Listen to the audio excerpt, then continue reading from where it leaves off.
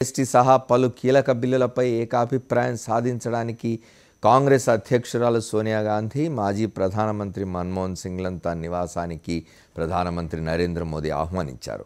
ఈ భేటీలో కేంద్ర ఆర్థిక మంత్రి అరుణ్ జైట్లీ, పార్లమెంటరీ వ్యవహారాల శాఖ మంత్రి వెంకయ్యనాయుడు కూడా పాల్గొన్నారు. అగ్రనేతల భేటీపై మరింత సమాచారాన్ని మా కరెస్పాండెంట్ వెంకటేష్ని అడిగి తెలుసుకుందాం. ఢిల్లీ నుంచి ఆయన మనకు సమాచారం అందిస్తారు. వెంకటేష్, చెప్పండి. ప్రధానమంత్రి నరేంద్ర మోడీ తొలిసారిగా కాంగ్రెస్ అధ్యక్షురాలు మాజీ ప్రధాని మన్మోహన్ సింగ్ తో సమావేశమయ్యారు. సుమారు 45 నిమిషాల పాటు ప్రధాని నివాసంలో ఈ సమావేశం కొనసాగింది.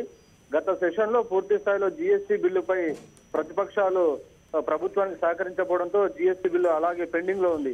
ఈసారి కనుక బిల్లు పాస్ కాకుంటే నరేంద్ర మోడీ అనుకున్నటువంటి ఆర్థిక సంస్కరణలు, ఆర్థిక ప్రగతి ప్రతిబంధకంగా మారబోతుంది. ఆ నేపథ్యంలోనే ప్రధానమంత్రి నరేంద్ర మోడీ ఒక మెట్టు కిందికి దిగి వచ్చారు. ప్రతిపక్షాలను కలుపుకుపోయేందుకు ఆయన సిద్ధమయ్యారు. అందులో భాగంగా సోనియా గాంధీని, మాజీ ప్రధాని మన్మోహన్ సింగ్ ని తన ఇంటికి ఆహ్వానించారు. సుమారు 45 నిమిషాల పాటు చాయ్ పే చర్చ లాగా ఆయన ట్రేడ్ మార్క్ లాగా ఈరోజు ఆయన వీరిద్దరు నేతలతో కూడా మాట్లాడారు. కాంగ్రెస్ తన అభిప్రాయాలన్నిటిని కూడా వ్యక్తం చేసింది. 3 అంశాలపై కాంగ్రెస్ పార్టీ బీజేపీని ఇందులో అంశాలన్నీ కూడా ఇంక్లూడ్ చేయాలనే అంశాన్ని ప్రధాని నరేంద్ర మోడీ ముందు ఉంచినటువంటి పరిస్థితి. అందులో వాటన్నిటిపై కూడా సవివరంగా చర్చ జరిగింది.